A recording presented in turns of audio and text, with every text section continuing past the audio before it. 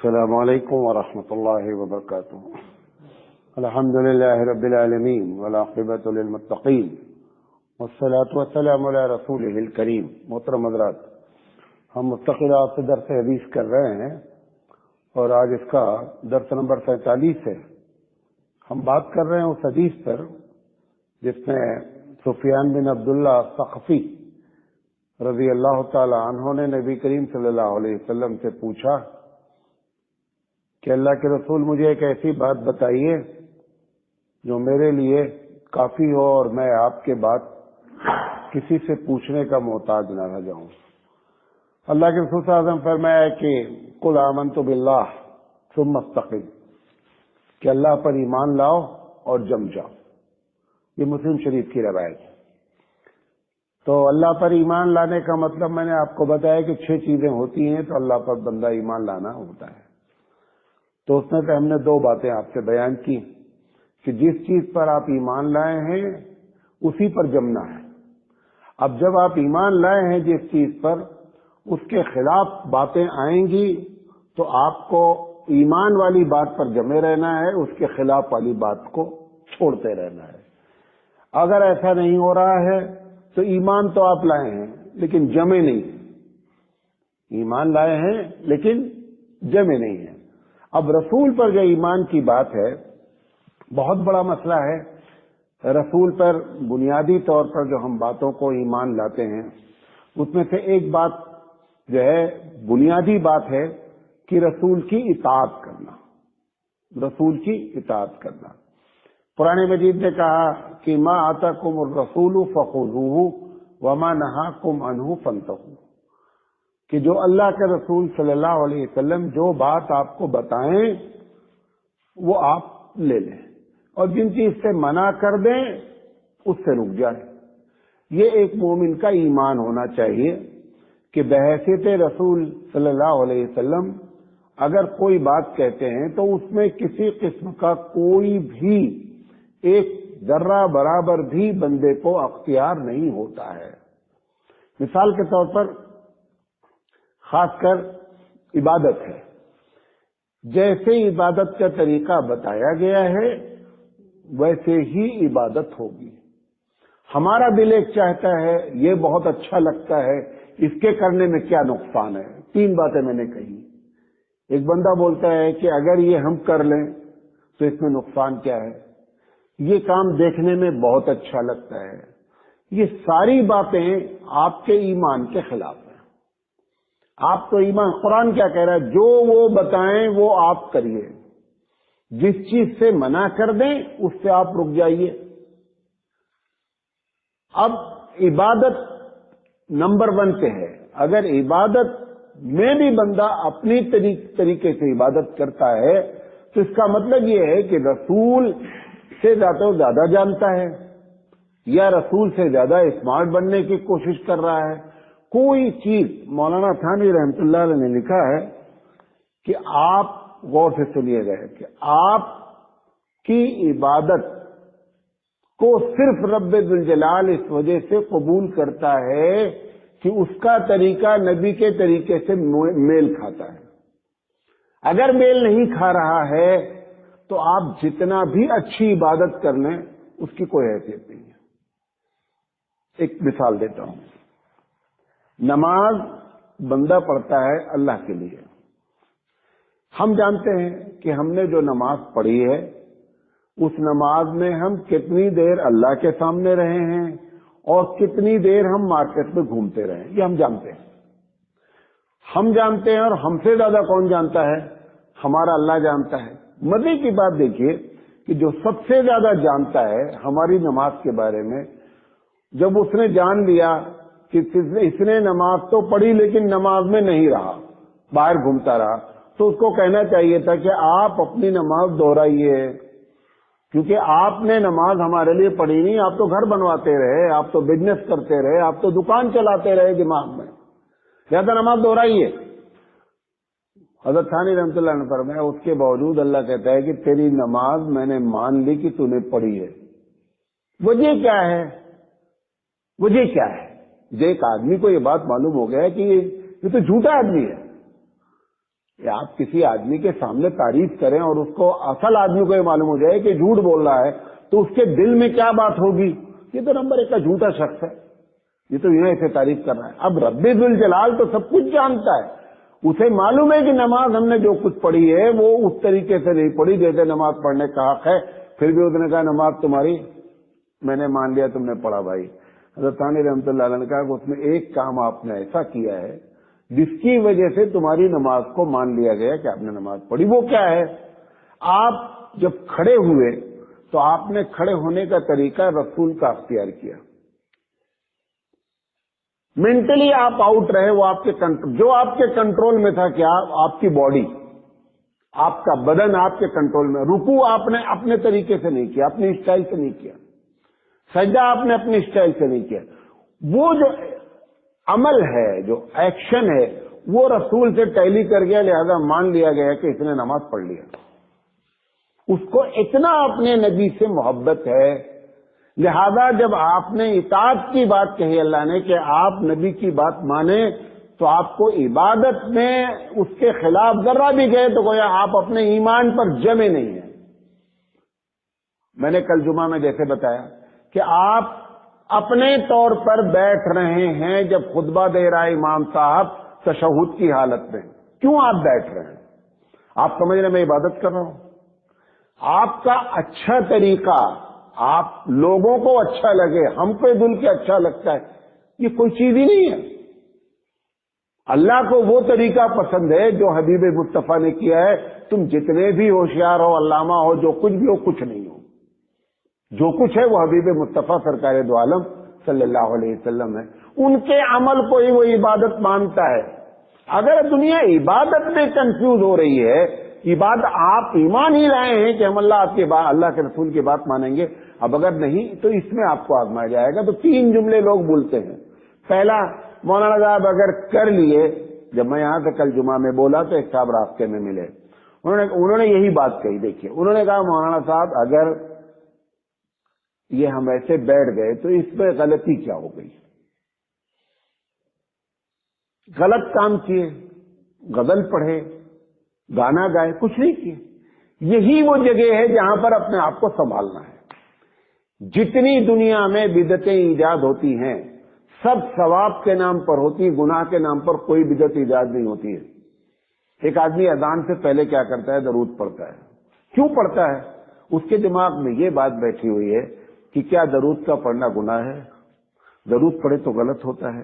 یہ دماغ سے بات نکل گئی ہے کہ عبادت ہوتی وہی ہے جو رسول اکرم صلی اللہ علیہ وسلم کا اپروول ہوتا ہے, ورنہ کوئی عبادت نہیں ہوتی. عبادت کوئی چیز نہیں ہے. آپ کو چھوٹی سی بات بتائیں, فرض نماز اصل ہے یا سنت؟ فرض اصل ہے. فرض کی 3 اور 4 رکعت میں نہ امام صاحب سورہ فاتحہ کے بعد سورت پڑھتے ہیں اور نہ آپ انفرادی طور پر پڑھتے ہیں تو پڑھتے ہیں. صرف سورہ فاتحہ پڑھی جاتی ہے نا 3 4 رکعت میں.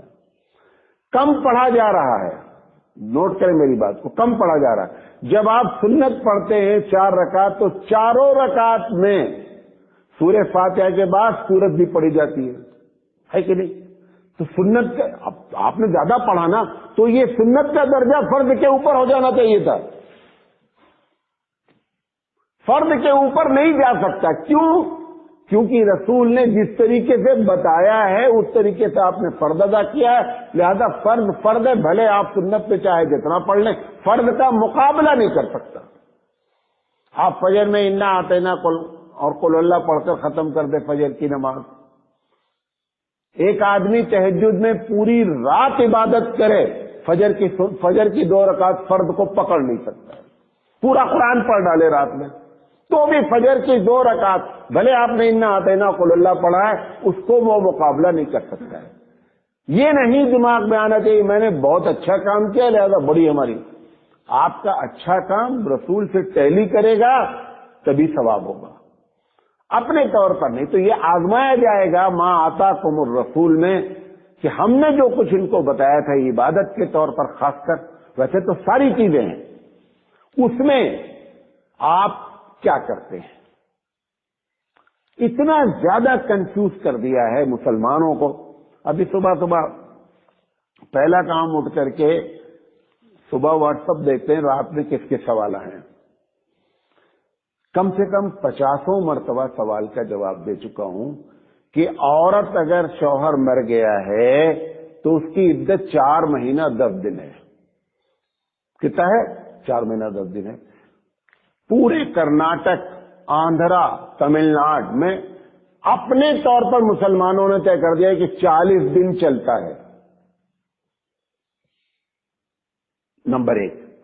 جب عدت میں بیٹھ جائے گی تو عورت کا پردہ سب سے زیادہ ہو جائے گا. کچھ بھی نہیں ہے بھائی، پردہ جو پہلے تھا وہ یاد بھی ہے. 4 مہینہ 10 دن عدت ہے، اور یہ قرآن کا حکم ہے. جو عدت کا معاملہ ہے یہ قرآن، یہ کوئی اس کو عورتیں ہلکا لے لیں، یہ گناہ کبیرہ ہے. لیکن ہم اپنے علاقے سے، اپنی تہذیب سے، اپنے باپ دادا سے جو کرتے، تو آپ نے باپ دادا کو مقدم کیا، رسول اکرم کی بات اور اللہ کی بات کو پیچھے چھوڑا ہے.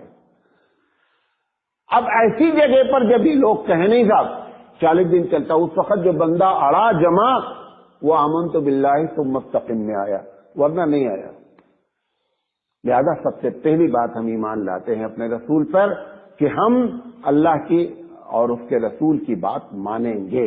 عبادت میں آپ کچھ نہیں کر سکتے، نمبر 1. نمبر 2، بحیثیت رسول جو کچھ بھی انہوں نے کہہ دیا اس میں بھی آپ کچھ بھی آگے پیچھے نہیں کہہ سکتے. یہ حکم ہے، یہ عبادت نہیں ہے. ایک ڈائریکٹ عبادت ہے، ایک انڈائریکٹ عبادت ہے. یہ 4 مہینہ 10 دن عدت گزارنا یہ اللہ کا حکم ہے. رسول اکرم صلی اللہ علیہ وسلم نے اس کی تشریح فرما دی. زکوٰۃ دو، یہ کس کا حکم ہے؟ اللہ کا حکم ہے. کتنی دو یہ کون بتایا ہے؟ یہ رسول اکرم صلی اللہ علیہ وسلم نے بتایا ہے. اب آپ بولے نہیں اللہ بولا زکوٰۃ دے، یہ دوسری پرابلم آتی ہے. پورا فرقہ بن گیا، مسلک نہیں. یاد رکھیں، فرقہ الگ چیز ہوتی ہے، مسلک الگ چیز ہوتی ہے. مسلک میں فقہی اختلاف ہوتا ہے، فرقہ میں عقیدے کا اختلاف ہوتا ہے. مسلک میں فقہی اختلاف، امام شافعی رحمۃ اللہ علیہ اس مسئلے میں ایک بات کہتے ہیں. عقیدے میں اختلاف نہیں ہوتا ہے. لوگ کہتے ہیں یہ 4 فرقے ہیں، یہ 4 فرقے نہیں ہیں، یہ مسلک ہیں. ایک پورا فرقہ بن گیا اہل قرآن، اور اس نے کہا کہ میں اللہ کی بات مانوں گا اور رسول کی بات میں نہیں مانوں گا. زکوٰۃ دوں گا، جتنا دل چاہے گا دوں گا. اللہ نے قرآن میں زکوٰۃ کا ذکر نہیں کیا ہے. کیا نہیں کیا ہے؟ کون دے، کتنی دے، اس کا ذکر قرآن میں نہیں ہے. کب دے، سال میں 3 مرتبہ دے کہ 1 مرتبہ دے. ان لوگوں نے کیا کیا کہ نہیں، جو قرآن میں لکھا ہے وہ ہم مانیں گے. حالانکہ اللہ تعالیٰ نے جہاں اپنی اطاعت کی بات کہی اسی قرآن میں لکھا ہوا ہے، اطیعوا اللہ و اطیعوا الرسول. اللہ کی بات مانو اور اس کے رسول کی بات مانو. انہوں نے ایک لفظ استعمال کیا جو ڈائریکٹ ٹرانسلیشن تھا، ڈائریکٹ ترجمہ تھا. رسول اگر عربی میں آپ لیتے ہیں تو رسول کا معنی میسنجر کے ہیں. اگر انگلش میں لیتے ہیں تو میسنجر کا معنی پیغام دینے والا ہے. اگر اردو اور فارسی میں لیتے ہیں پیغمبر تو اس کا معنی ہے پیغام دینے. انہوں نے ان تینوں لفظوں کو ملا کر کے جو بات کہی، نعوذ باللہ، جو کہا کہ پوسٹ مین میسنجر ہے. پوسٹ مین کیا ہے؟ میسنجر ہے. پوسٹ مین کا کام کیا ہے؟ لا کے لیٹر آپ کے حوالے کر دینا. اندر لکھا کیا ہے پوسٹ مین کو نہیں معلوم ہے. ان کا کہنا ہے کہ اللہ کے رسول صلی اللہ علیہ وسلم کے بارے میں کہ وہ ایک پوسٹ مین ہے، نعوذ باللہ. انہوں نے اللہ کا پیغام آپ کو پہنچا دیا، اس کے علاوہ ان کی کوئی حیثیت نہیں ہے. بہت بڑی گمراہی ہے. ہمارے نبی صلی اللہ علیہ وسلم اور رسول کے جو عربی میں معنی ہیں، کیونکہ عربیت سے نکالنا چاہیے تھا مسئلے کو. نہ میسنجر لفظ قرآن میں استعمال ہوا ہے، نہ پیغمبر لفظ استعمال ہوا ہے. قرآن میں کیا استعمال ہوا ہے؟ یا تو نبی کا لفظ استعمال ہوا ہے یا رسول کا لفظ. رسول کے معنی لغت کے لحاظ سے جو کچھ بھی ہوتے ہوں، لیکن جب اصطلاحی معنی آتا ہے جو بات آئی ہے غور سے سنے جملے کو، جو بات اللہ کی جانب سے آئی ہے اس کو بغیر کم و کاف کے پہنچانا، اس کو عملی شکل میں عمل کر کے دکھلانا اور اس کی تشریح اپنے ذات سے کرنا، اور وہ بھی اللہ ہی بتاتا ہے تشریح کو بھی، گرچہ ذکر نہیں رہتا قرآن میں۔ اسی لیے قرآن مجید نے کہا کہ یہ رسول صلی اللہ علیہ وسلم جب کوئی بات بولتے ہیں شرعی معاملے میں تو اللہ کے کہنے پر بولتے ہیں۔ وما ينطق عن الهوى ان هو الا وحی یوحی، کہ یہ نبی وہی بولتے ہیں جو بلوائے جاتے ہیں۔ لہذا تینوں چیز نبی کرتا ہے، پیغام کو پاس کرنا بغیر کمی اور زیادتی کے، نمبر 1، پیغام کو ایکسپلین کرنا، جو اللہ چاہتا تو ایکسپلین بھی کر دیتا۔ آپ یہ کہہ سکتے ہیں نا کہ اللہ نے جب پیغام بھیجا اسی کو اس کی تشریح بھی کر دیتا ہے، ایکسپلین۔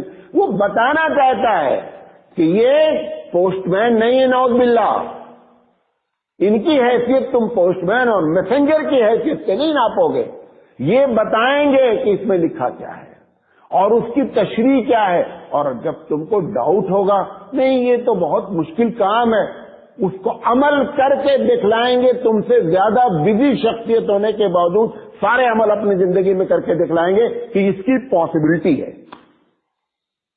بات سمجھے میری؟ لہذا یہ بات کہنا، ایمان لائے اللہ کے رسول پر، اب اس کے بعد یہ معاملہ کھڑا کر دیا انہوں نے کہ ہم اللہ کے رسول پر ایز اے میسنجر ایمان لائے ہیں، کہ وہ میسنجر ہیں، پیغام ہم تک پہنچا دیے، ان کی رسپانسبلٹی ختم، ان کی رسپانسبلٹی ختم اللہ کیا ہی نہیں ہے، بلکہ وہ اب سے ایک بڑا مسئلہ ان کے سامنے ہوتا ہے، اہل قرآن کے سامنے، کہ نماز پڑھنے کا طریقہ کہاں ہے؟ کہیں نہیں لکھا قرآن میں، پورے قرآن میں کہیں نہیں لکھا ہے نماز پڑھنے کا طریقہ کیا ہے۔ جب مناظرہ ہوا اہل قرآن کا، ایک بہت بڑے عالم ہمارے یہاں ہیں، مجھے نام اس وقت نہیں یاد آ رہا ہے، تو جب ڈیبیٹ ہوا تو مولانا لیٹ پہنچے، تھوڑا سے لیٹ پہنچے، تو وہ وہاں چلانے لگا، اہل جو قرآن تھا کہ دیکھا وہ نہیں آئیں گے، یہ ہے، مولانا لیٹ پہنچے، تو اس نے کہا بھائی دیکھو آپ کے عالم صاحب لیٹ آئے، تو مولانا نے کہا اصل میں کیا ہوا کہ ایک صاحب کا انتقال ہو گیا تھا، اسی میں تھوڑا سا میں لیٹ ہو گیا۔ خیر، کہا بات شروع کرو۔ انہوں نے کہا کہ میں وہی جو جنازہ کا معاملہ ہے میں وہ کہتا ہوں، وہ انہوں نے ایک بنایا ایسے ہی ڈھانپ دیا اس کو اپنے رومال سے۔ انہوں نے کہا یہ میں اہل قرآن صاحب سے کہتا ہوں کہ قرآن کے مطابق اس کو نہلانے کا ہے، قرآن کے مطابق اس کو دفنانے کا ہے، اور قرآن کے مطابق اس کی قبر کھودنے کا ہے، کیا کرنا ہے وہ بتا دو، قرآن میں کیا لکھا ہے کہ جنازے کو۔ اب وہ ساری آیتیں قرآن کی تلاش کر رہے ہیں، نماز جنازہ کیسے پڑھی جائے گی، نہلایا کیسے جائے گا، نہلایا جائے گا کہ نہیں جائے گا، کفن دی جائے گی کہ ایسے گڑھے میں ڈال دیا جائے گا، کہ قرآن میں کچھ بھی ذکر نہیں ہے۔ اب جب انہوں نے مولانا نے کہا کہ اس کو حل کر دو گے تو آگے بات چلے گی، کیونکہ تم قرآن سے سارا مسئلہ حل کرتے یہ پہلے حل کر دو۔ اتنا ہونے کے باوجود پورا فرقہ آج بھی موجود ہے، ماننے کے لیے تیار نہیں ہے۔ تو ہمارے نبی کریم صلی اللہ علیہ وسلم پر جو دوسرا معاملہ ہے کہ وہ ہم ایمان لاتے ہیں، اور ایمان ایسا لاتے ہیں کہ وہ اللہ کے رسول کو پیغام کو پہنچاتے بھی ہیں، اللہ کے رسول کے پیغام کو عملی شکل میں کر کے دکھلاتے ہیں، اللہ کے پیغام کو ایکسپلین بھی کرتے ہیں۔ ہم اس رسول پر ایمان لاتے ہیں، اس کے خلاف جب بات آئے گی تو ہم ماننے کے لیے تیار نہیں۔ تیسری چیز، آپ ایمان لائے ہیں کہ ہمارے رسول صلی اللہ علیہ وسلم، قرآن کی آیت ہے کہ اللہ کے رسول صلی اللہ علیہ وسلم آخری نبی ہیں۔ کیا ہے؟ آخری نبی، یہ ہمارا ایمان۔ آپ کو معلوم ہے غلام احمد قادیانی یا اس کے پہلے نبی کریم صلی اللہ علیہ وسلم کے زمانے سے لے کر کے 50 لوگوں نے دعویٰ کیا، آج بھی لوگ دعوے دار موجود ہیں کہ ہم بھی نبی ہیں۔ حضور نے فرمایا کہ چھوٹے قسم کے لوگ پیدا ہوں گے جو اپنی نبوت کا دعویٰ کریں گے، اور اتنا ٹھوس دعویٰ کرتے ہیں، اتنے دلائل دیتے ہیں، آپ کو حیرت ہوگی کہ غلام احمد قادیانی کی شخصیت سے ہمارے بہت بڑے بڑے لوگ متاثر ہوئے۔ بعد میں گرچہ توبہ کیا انہوں نے، بعض لوگوں نے بات ہوتی حالت میں، کفر کی حالت میں مر گئے، لیکن اس کی بات سے متاثر ہوئے. ایک بات ہمارا عقیدہ ہے کہ ہمارے نبی کریم صلی اللہ علیہ وسلم نے کو اللہ نے آخری نبی بنایا ہے اور نبوت کا سلسلہ ختم ہو. اس میں اگر آپ کے خلاف کوئی بات آتی ہے، بہت پڑھا لکھا آدمی ہے، آپ کو معلوم ہے کہ آپ کے ہمسائے ملک میں بڑی بڑی پوسٹوں پہ قادیانی موجود ہیں، آج بھی بڑی بڑی پوسٹوں پہ موجود ہیں، اور وہ کوئی چھوٹے موٹے لوگ نہیں ہیں. اور ویسے بھی آپ کو بتا دیں، آپ اس سے کبھی نہیں متاثر ہوا کریں کہ وہ بہت بڑا آدمی ہے. دنیا میں جتنی باطل تحریکیں چلتی ہیں کوئی فٹ پاتھ پہ رہنے والا نہیں چلاتا ہے. ہمیشہ بڑے بڑے عالم، بڑے بڑے جینیس، ہائیلی کوالیفائڈ لوگ چلاتے ہیں. ہمارے نزدیک اس کو علم نہیں کہتے، پہلے دن بھی آپ کو بتایا تھا. ہمارے نزدیک علم وہ ہے جو اللہ تک پہنچا سکے، بقیہ سب کا سب جہالت ہے، چاہے وہ جتنا بڑا علم والا ہو. لہذا یہ بات رسول پر ایمان لانا ہے، اور ایمان لانے کے بعد اس پر چم جانا ہے. جو ہمارے اللہ نے کہا ہے قرآن میں کہ آخری نبی ہیں، آخری نبی ہیں. کوئی اس کے خلاف کتنی بھی دلائل دے، کتنا بھی، ایک جملہ بول کر کے خاموش ہو جائیے کہ میں اس پر قرآن کی دلیل کے بعد کسی دلیل کو ماننے کے لیے تیاری نہیں ہوں. امام غزالی بہت بڑے فلسفی ہیں، بڑا مشہور ان کا واقعہ، بہت بڑے فلسفی ہیں. وضو کر رہے تھے، اچانک ان کے ذہن میں، شیطان جو پارٹنر ہوتا ہے، اللہ کے بارے میں سوال پہ سوال، سوال پہ سوال. اب وضو کر رہے، بھول گئے ہم وضو کر رہے، وضو میں لگے ہوئے، ایک جواب دیا کہ بھائی اللہ ہے، دوسرا جواب دیا اپنا طور پر ذہن میں، دیتے دیتے تھک گئے تو لوٹا سے وضو کر رہے تھے، کھینچ کر کے مارا لوٹے کو، کہا میں اللہ کو بغیر دلیل کے مانتا ہوں، میں بغیر دلیل کے مانتا ہوں. تب جا کر کے امام غزالی چھٹکارا پائے، سمجھے نہیں؟ لہذا جو بات اللہ کی کتاب میں لکھی ہے، اگر سامنے والا جتنے بھی دلائل دے، آخری درجہ یہ ہے اگر صلاحیت ہے تو بحث کریں، ورنہ بحث ہی نہیں کریں. ایک جملہ بولیں کہ ہمارے اللہ نے کہا ہے بھیا ہم اس کو مانتے ہیں، تم کو نہیں ماننا ہے، خدا کے یہاں تم جواب دو گے، ہم سے بحث اس ٹاپک پر نہیں کرو. میں اپنے اللہ کی بات مانتا ہوں، ہمارے رسول آخری نبی ہیں، ہمارا یہ عقیدہ ہے، ختم ہو گئی بات. بہت خطرناک قسم سے بحث کرتے ہیں. ایک مرتبہ ہم سے راستے میں قادیانی ٹکرا گیا، ایک جملہ بولا اس نے، میں پہلے نہیں سمجھا قادیانی ہے. کہنے لگا اچھا بتائیے مولانا صاحب، جب حالات خراب ہوتے ہیں تو رسول آتے کہ نہیں آتے ہیں؟ ہم نے کہا ہاں آتے ہیں. کہا آج حالات خراب ہیں کہ نہیں خراب ہیں؟ ہم نے کہا خراب ہے. کہا رسول آنا چاہیے کہ نہیں آنا چاہیے؟ دیکھیے بات کا انداز، حالات خراب ہوتے ہیں تو رسول آتے ہیں، حالات آج خراب، یہ سب آپ سے کہلوائے گا وہ، آج حالات خراب ہے کہ نہیں خراب ہے، رسول آنا چاہیے کہ نہیں چاہیے. اب آپ کیا بولیں گے؟ آپ سن ہو جائیں گے. ہم نے کہا اچھا یہ بتاؤ، تم نے یہ بنایا کہ جب حالات خراب ہوتے تو رسول آتے. ہم نے کہا ہم اس کو نہیں مانتے، ہم دوسری بات بولتے. اب تم بتاؤ کا کیا؟ ہم نے کہا کہ جب رسول آتا ہے تو پہلی والی کتاب کو لوگ گڑبڑ کر دیتے ہیں، وہ آتا ہے کتاب کو کریکشن کرنے کے لیے. قرآن میں گڑبڑ ہوا ہے کہ نہیں؟ کہا نہیں. ہم نے کہا جب گڑبڑ نہیں ہوا ہے تو رسول کیوں آئے گا؟ رسول کا بنیادی کام تم نے سمجھا، وہ میری سمجھ سے رسول کا بنیادی کام ہے کہ ماں قبل کی کتاب میں جب تک کریکشن نہیں ہوتا رسول نہیں آتا. لہذا اللہ نے پہلے اس کتاب کے بارے میں کیا کہا کہ نحن نزلنا الذکر وإنا لہ لحافظون، ہم نے نازل کیا، ہم اس کی حفاظت کریں گے. جب قرآن میں گڑبڑی نہیں ہے تو رسول کی ضرورت نہیں ہے. لیکن یہ سب کے بس کا نہیں، وہ آپ کو ایسے سمجھا. تو اس کا ایک ہی جواب ہے عوام کے لیے، کتاب ہم بغیر دلیل کے مانتے ہیں، ہمارے رسول آخری نبی ہیں. وآخر دعوانا الحمدللہ رب العالمین.